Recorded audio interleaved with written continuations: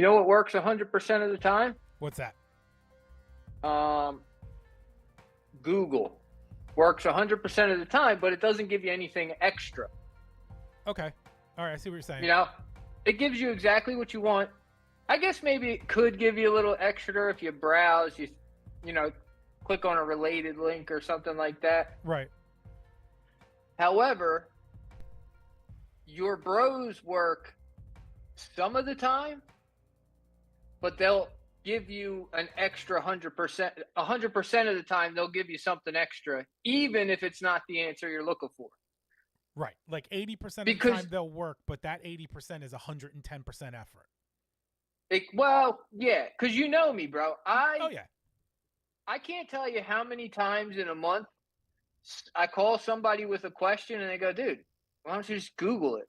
And my response every time is, I could Google it, but I'd rather talk to the bros. No, I actually, as the more tech-oriented person on the show, I completely agree with you. If I'm calling you to, we all know Google exists. You can't Yeah. not know that it exists, and you can't not know what its function is either. So if I'm calling you to ask you, I don't necessarily even want the answer. I want insight into the answer. I don't just want, Right. 2 + 2 is 3, is 4. I want you to make me understand how we came to that. Right. If we keep going with these are the things that are eliminating our human connection. Yeah. Google, social media, Google, and social media, And also Google. and maybe our wives probably are helping to eliminate some of the human connection with the bros too, depending on your babe. Yeah, not right. mine, but No, yeah. some babes. Yeah, no, ours are cool. So all I'm saying here is that next time you're about to go to Google, think to yourself, do I know a guy who could answer this? Because you're going to get a better response than Zuckerberg and Google. Who runs Google? Google, right? Google does. Yeah, yeah, they're big on that. Yeah. Yeah. Yeah, Google's going to, they're not going to give you what the fellas are going to give you. No, they're That's all not. I'm saying. I'm 100% with you on that. That's stamp that for the show. That's canon now. And the man who called it canon is the Chase Utley of the soft pretzel game, and I am loquacious. That was your This name in the hood. is the Gig Podcast, the most fun you could have with your tool belt on. Whoa! So I was thinking maybe here's something that's going on, dude. Here's some things that are going on. I think maybe. Oh, I didn't put the link up. I'm thinking maybe it's possibly time to figure out a change in direction. Okay. And as I'm thinking about what is that change, what could that change in direction be? Right. There's been a few ideas that have come to my mind. Okay. The first one, none of them are good ideas though, but I'm going to give them to you anyway because this is how we work into a good idea. I like when you chip at the iceberg and then we flesh it out after that. And then we figure something out, right? Yeah. Let's do this. Right. I'm putting the link up now. All right, good. Let's get some people involved now. Maybe those 7 people who watched last week, we can get them to watch currently. Hey, maybe they all have a friend and then we get it to 14. They all have The first thought was like Florida Yankee or something like that, right? Okay. How we discuss the finer points of moving south, because there's a lot of Northerners who got the interest in moving down south, but maybe don't have the gall to do it. Sure, or they don't have the insight into what it would take to pull it off. Right. But, I mean, that kind of, it would be very informational and kind of probably pretty boring, to be honest with you. We don't do information so much. No. But that's what I'm thinking. Maybe we need some infotainment, as the kids call it. We need to get like a news desk and just punch out information. Hard copy. If you come to this area, you got to do this, and this is some information for you. Here's some addresses and phone numbers. Yeah, like hard copy. Yeah. Remember hard copy? I do. I would say hard copy, if I'm correct in remembering, was kind of the original TMZ. Hard copy and current affair. Oh, right after hard copy. And that's all I remember about them. And maybe hard copy, I kind of remember them using like typewriter block lettering font. Right, and then Current Affair had the triangle that like came out and zapped and went back into the corner with the information. Yep. And I don't remember what either of them were talking about. I just know Current Affair had like, I think it was Bill O'Reilly was the host, or Maury Povich. One of them was the host of Current Affair. Not that Maury Povich sounds right. Not that they're even similar people at all, but I know one of them came from there to become more famous. They got the same hairdo though. They do. So I could see where you might, yeah, I could see where you might jam that up. Then I thought, here's my next thought, and this is about as far as it gets after this one. What if instead of just the show being the focal point of what we're doing here, right? Okay. The focal point is actually the TWD recovery program. All right. And we teach you how to get your life back on track without having to go through the 12 steps of AA or NA or any other, maybe the spiritual, you don't have to go to the church group, the church drinking group or whatever that, whatever other things are out there. We've talked about that a couple times off the air, and I've always liked that idea, even if it's a part of the show and not the show itself. But the idea that between the two of us and our different beds of knowledge and our different experience in life can combine to help pretty much anybody through any circumstance. And we just want to be there, kind of like be there for you when you feel like you don't have someone you can turn to. I think that's a really strong position that we can take between the two of us. The problem is, why would they turn to us? There's no good reason whatsoever. It becomes a chasing your tail thing. Like we'd have to have somebody. We need to get a couple fake guys in the front. Right. We'd have to recuperate somebody under our wing, and then you go, look at what we did for this guy. Maybe you give us a call. You're next. Did I ever tell you about when I was coaching guys through NGS? I don't think so. Because I don't know what NGS is, so I don't think so. NGS is nice guy syndrome. Oh, okay. And I had a couple of buddies, and myself, dude, at one time in my late teens and maybe even a little bit in my early 20s, I suffered from NGS myself. And it really put a cramp on my dating life, as it would put a cramp on anybody's dating life. And so I had a couple of buddies back in the honeycomb era who were suffering badly from NGS, and we came up with a whole program where we kind of coached them. Me and Press coached them through it, because Press is a player from way back.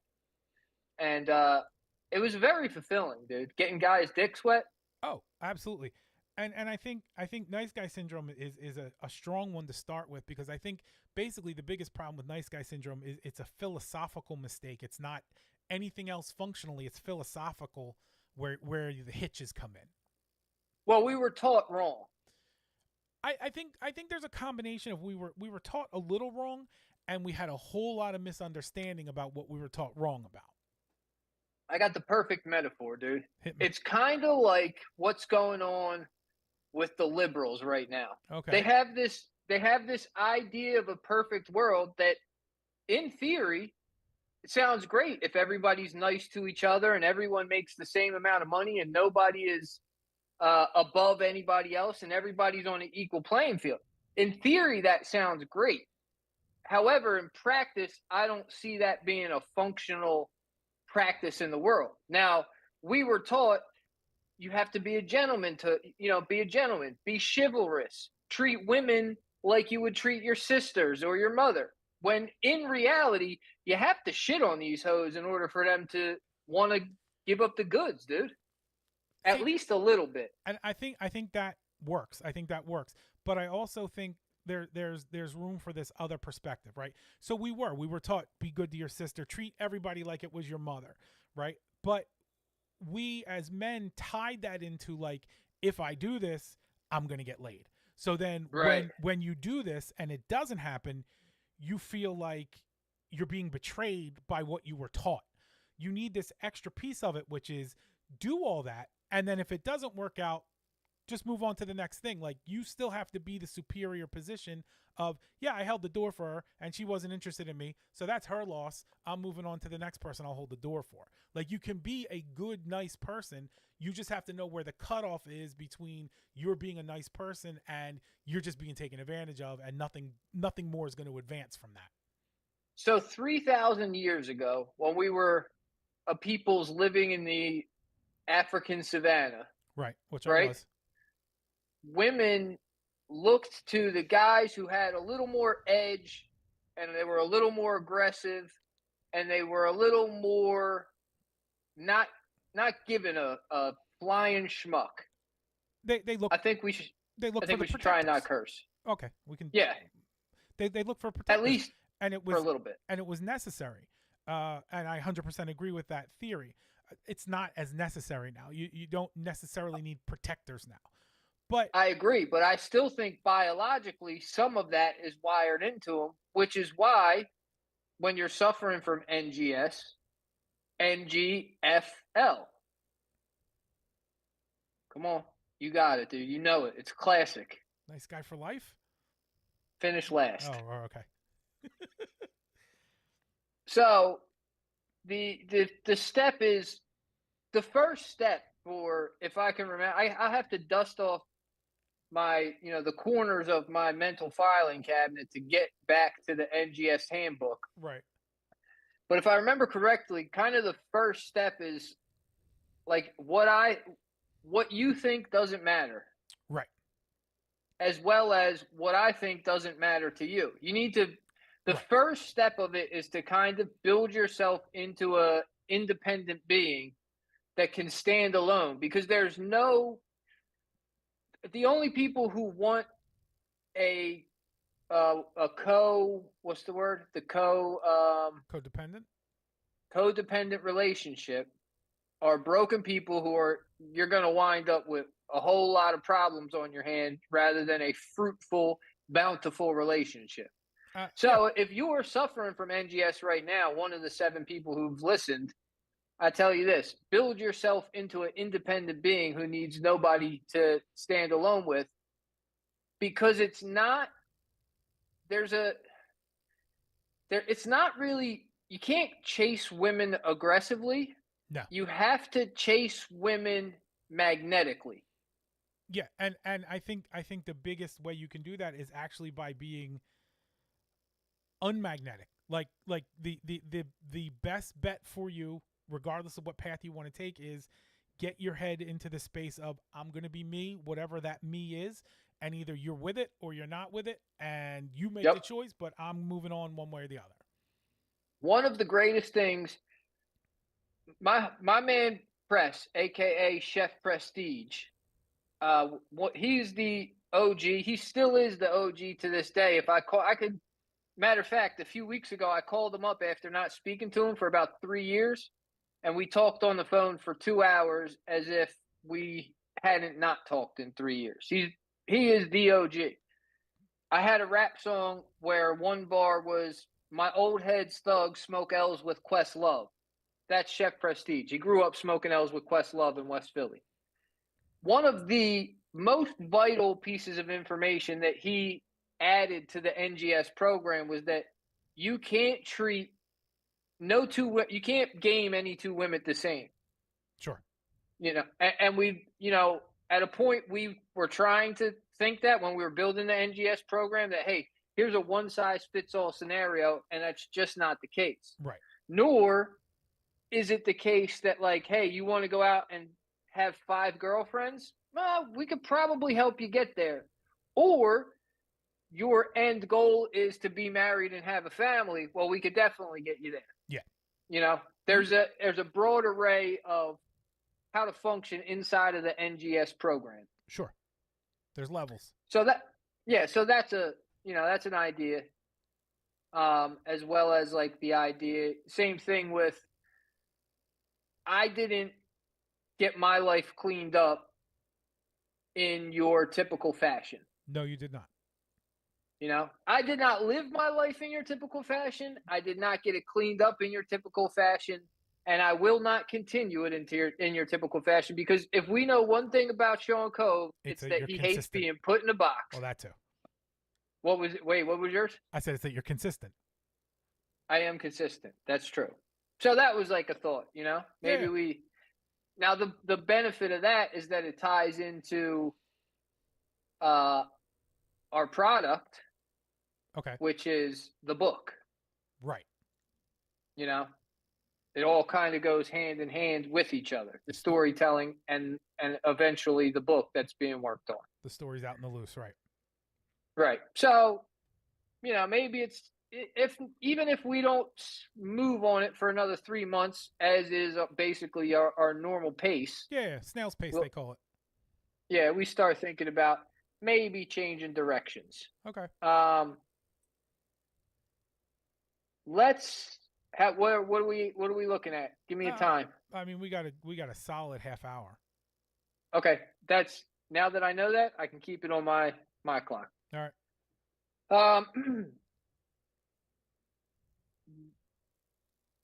Let's talk rap. Oh, that is my jam, so let's do it. So, if you're living under, you know what? Maybe not, because your generation, my generation, the 2 generations under us are pretty far removed from current rap scenarios. So maybe you didn't hear that wasn't a hip hop battle beef brewing between Cole and Kendrick. Now, 2 weeks ago, I saw somebody post Kendrick and Future and who else? Young Thug or somebody. Metro Boomin, maybe. Okay. Did you hear this one? No, I don't think I did. So Kendrick set it off, and they're saying that Kendrick's verse on this song with Future and Metro Boomin was a diss. So immediately I'm like, oh, I love battle rap, dude. It's one of the pillars of being an MC is the battle, is the braggadocious, arrogant, aggressive battle of an MC. You can't call yourself an MC if you are timid when it comes to time to battle. I don't think. I agree with you, and I don't think it's the way it is anymore. But I agree with you. I think especially when the 2 guys we're talking about with Kendrick and Cole, where they are frequently telling you that they're the best there is. I think if somebody comes for your crown, you better be ready to defend your crown. But I also think these days there's a lot more emo to the rap, and so there's maybe a little bit less desire to prove that you're I don't know. Like there is not quite as much arrogance as there used to be in rap overall. Right. There's still the guys who think they're the best, but generally they're guys who everybody says is the best. I don't really hear unknown people come through and say I'm the best. You just hear the top guys say I'm the best.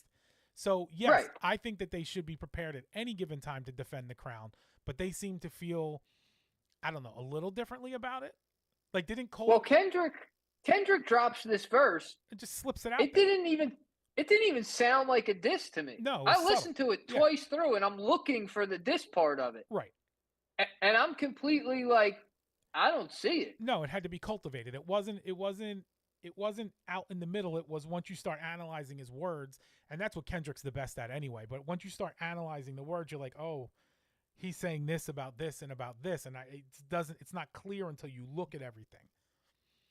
And then, and that's okay. But that's what he did in Control too. Control was a very strong verse, but also there was a lot of subtle stuff in there that was happening on top of the stuff that you were actually outright hearing from him. And I like that. Yeah, but at least Control had the aggression. Control was an aggressive, hard beat, and it was hard rhymes. Yep. This didn't really even have any of that. No, it didn't. It was very subtle. So I'm thinking, I thought, like, I don't even know if anybody's going to respond to this guy because he's not saying names. He's not, as far as I could tell, and maybe I'm too far out of the loop. I don't know. But I'm wondering who's going to respond. If this is a diss, who is it a diss towards? And is that guy going to even realize that he's being dissed? Right. And Cole drops his response, which is perfect timing because he drops the full album with the response. Right. The 7-minute drill. And even though Cole's response put Kendrick to shame as far as the battle of it all, Yeah, I think so. it still felt very subdued. It feels manufactured. It doesn't. It's lacking. So when Ice Cube made No Vaseline, if you had no context whatsoever as to what was happening and you listened to that song, you would be 100% sure that he was over the top angry with everyone he was talking about in that song. It's just unquestionable. But the way that Cole put it together and delivered it, you're like, I think he's saying some mean stuff, but I'm not sure that he believes it. Like, it just felt like, hey, people want me to say these things, so I'm going to say them. Yeah, and the beat was mediocre. The whole album is mediocre. I'm sorry. Cole is one of those guys. I recognize his talent. I'm not saying otherwise. But like, yeah, for sure. I want to like him a lot more than I ever wind up liking him, because at some point it just gets dull. Like you're like, it starts out and you're like, okay, all right, he's very good. I see where this is going. I like that he makes his own beats. And then like halfway through it, you're like, I forgot I was listening at all. I zoned out. I think that the Come Up, I think it was called the Come Up, the mixtape, his first mixtape that had like Lights Please and the Royal Flush freestyle. And that was like, oh, this guy we got something here. We got a guy. Yep. You know, we got a new guy in the ring, coming to the ring, a new guy. We got a new guy who sounds like an old guy. We got a legit guy. You know, and he got a lot of respect off of that. And then even a good portion of Forest Hills Drive was, I felt like he had some tracks that were some real bangers on there, and then he had some that were real mediocre. But I tried to listen through this last one because of the battle. I'm like, okay, I'll listen to that. This sounds, you know, I'd give it like a 6.5 on a scale of 1 to 10. It was a okay song. All right. So I went to give the rest of the album a listen, and it's just so underwhelming. When you're at the level that he's supposed to be at, you should be able to pull off the entire album without any features. He needed all of those features to make that album even remotely interesting. So that's just a bad sign that like all the energy came from when Cam showed up and when everybody else showed up. You're like, all right, now there's some energy happening in this album. And that's just a terrible, terrible sign for your album at all. Yeah, well, seeing Cam was a pleasant surprise. I wasn't expecting Cam and J. Cole to be on a track, much less to have it be a remake of a Cam classic. Right. Yeah, I don't. So I like that move. Cam being there was definitely a surprise, and it was a good surprise because again, when he came in, the energy changed, and you're like, we needed the energy to change because otherwise, he was lulling me to sleep. But then, this guy reneges on his beef and releases an apology to Kendrick. Apologized. I don't. That's wild. Like, and I'm seeing all types of, you know, younger generation takes of like, well, sometimes when you make a mistake and you recognize you made a mistake, you guys are acting like a man shouldn't be able to apologize for his mistakes. Now, also, this is the same generation that wants to put everybody on blast for everything they ever said and won't let them give an apology, which is an odd, you know, but this is the world today. You take what works for you in that argument and then you amplify that point. But to me, don't apologize. So what do you think? What are you scared? Are you shook now? Or this is hip hop, bruh. This is the MC battle, especially these two guys. Kendrick came up in the battle circuit. And J. Cole, I would bet my paycheck on it that he had his fair share of battles in Fayetteville, North Carolina before he ever released a record. There's no question about it. And as far as the apologizing is concerned, like it would be one thing if like he went on the morning show and he said something out of pocket And then later on, he was like, I listened back to it, and I was like, that was a little out of pocket. So Right. I'm going to pull back on that. He went into his studio, he wrote a beat, he recorded a song, he probably had to do some edits on it, and then he released it. At that point, you can no longer apologize. This is me teaching my son. You can't apologize for stuff you did on purpose. You Right. just, that's not how that works. You apologize for things that happened accidentally or in the moment. This didn't happen in the moment. This was written, constructed, built, and shipped. There's no apology there. There might be Yeah, you're not sorry for it. You did it. Yeah, there might be I lost the battle, but there's not, oh, I'm sorry that I did. No, you're not sorry you did that. You took But he your didn't good old lose the time to battle. do it. As far as I'm Well, concerned, that's he didn't. I was waiting to see if Kendrick had another one in the tuck, and maybe Kendrick was going to come with some control level response and blow J. Cole out of the water. I think Right. the only reason that Cole gets the apology off in so many people's eyes and so many people have accepted it is because it was so lackluster. Imagine Nas apologizing for Ether or Kiss apologizing for the Siegel diss back in 02. Like, right. You can't talk that filthy, that aggressive, that battle tested and hardened, and then go, yeah, you know what? I that didn't mean to say all that. I didn't mean to say those 48 bars that exactly. I have been working on for the past week and a half. That 9.5 minutes worth of bars was just it's a complete accident. I didn't mean any of it. I don't know where it came from. I don't mind making amends afterwards and getting together and saying, all right, let's put it aside. As you should. That's fine. But apologizing sure. seems like a really weird move. Like, that almost sounds like I heard what Kendrick's going to do next and I'm afraid of it, so I'm just going to head this off at the pass. Yeah. But it's just it's not logical. But then again, if that's the stance, right? I heard what Kendrick's going to do next and I'm afraid of it. Right. If that's his stance, then you didn't belong in that battle anyway. Agreed. Like, if you were afraid of a cat of J. Cole's caliber, it's, as far as I'm concerned, that could be anybody's battle to win. Yeah. There's no before the battle, right? There's no clear, like, look, if you put Copyright versus Loon, I mean, there's a very clear, like, oh, well, Copy's probably gonna have that. That's gonna because it's way. Like this guy's a battle rapper, this guy's an R&B rapper. Right. So, but with Cole and Kendrick, it's anybody's battle to have. I think so. I mean, I think their catalogs tell you that they're on equal footing. Yeah. Yeah.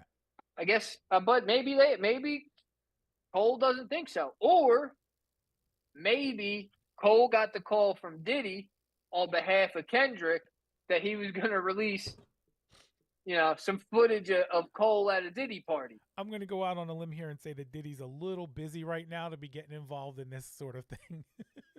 Never know, dude.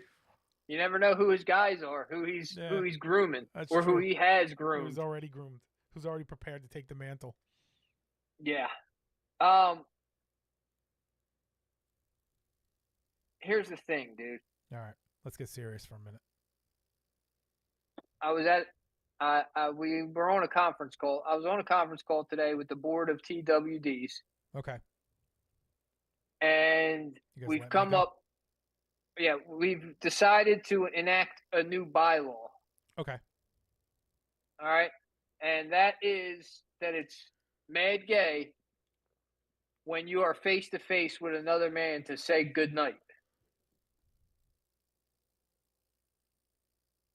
Now, you could say, as somebody, after the Entenmann's are gone and the coffee is all drunk and your buddy's walking out of your house, you're welcome to say, "Hey, brother, have a good night."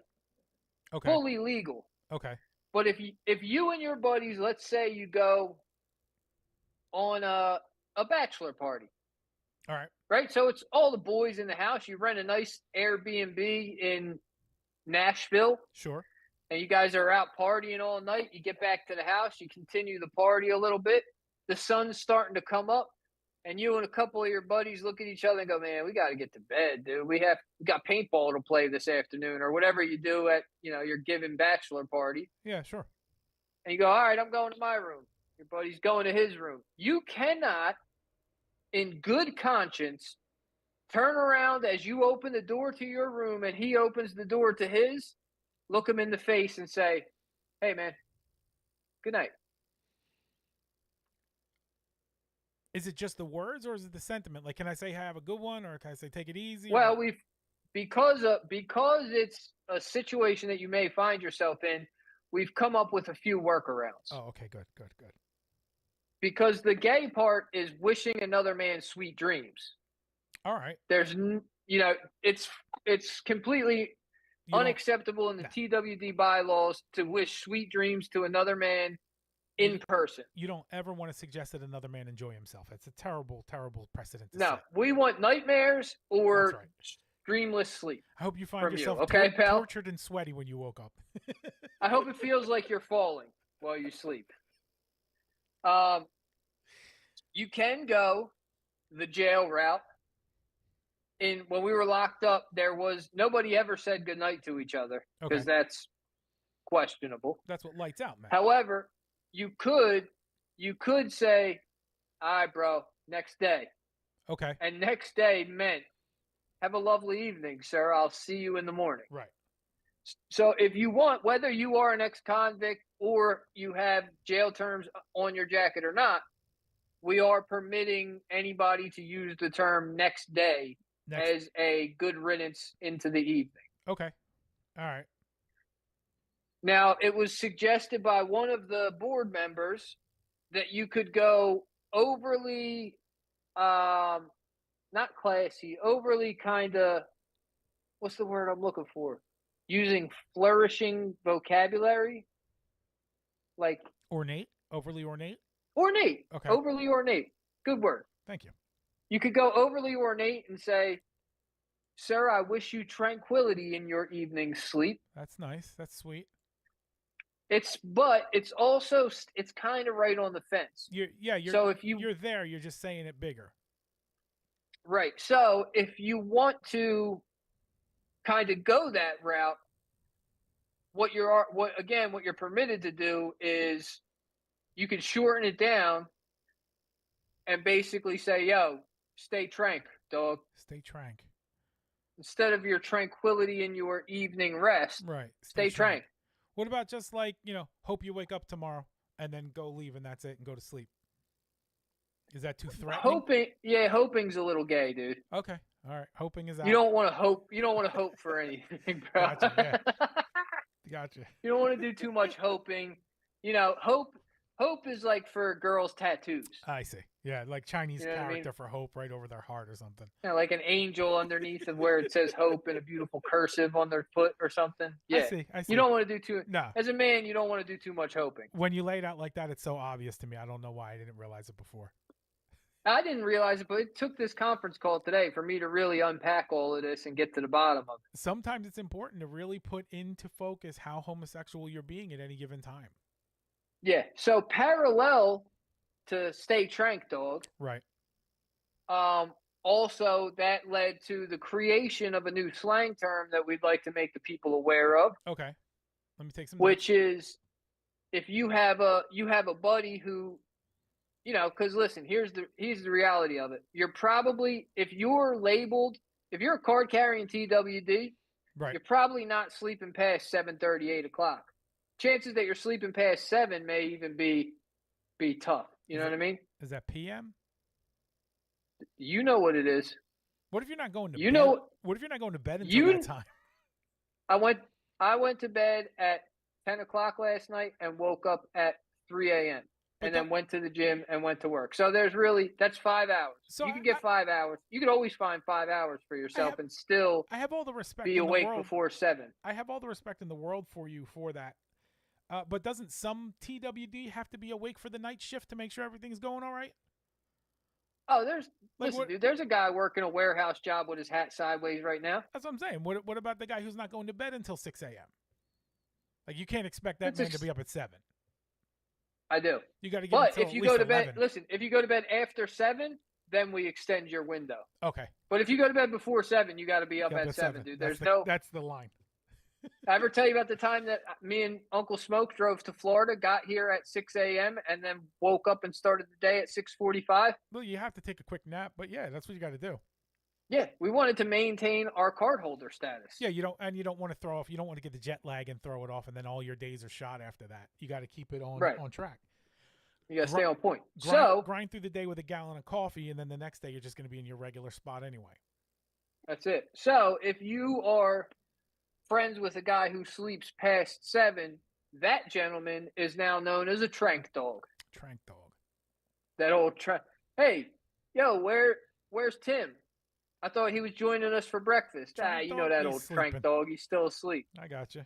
All right. I'm going to get myself a football jersey that says trank dog on the back. You are a trank dog, aren't you? I am. Well, given the opportunity, I am. During the week, I can't be, but given the opportunity, if you leave me alone, I could sleep clear through the day without a problem. But again, I can't do it, dude. Again, I'm going to bed right about when you're waking up, so there's got to be a shift somewhere in there. Even if you're giving me my fair 5 hours, that's still 8 o'clock if I'm going to bed at 3. It's also a little bit questionable that you were going to bed at 5 a.m.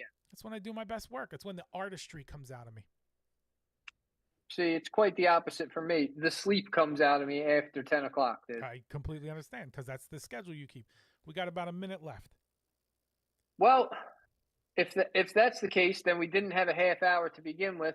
I'd like to just tell you, today we're sponsored by longtime sponsor. I've been a purveyor, a proprietor of this product for over almost 30 years now at this point. I'd say at least 28 years or so. Hugo Boss. Hugo Boss.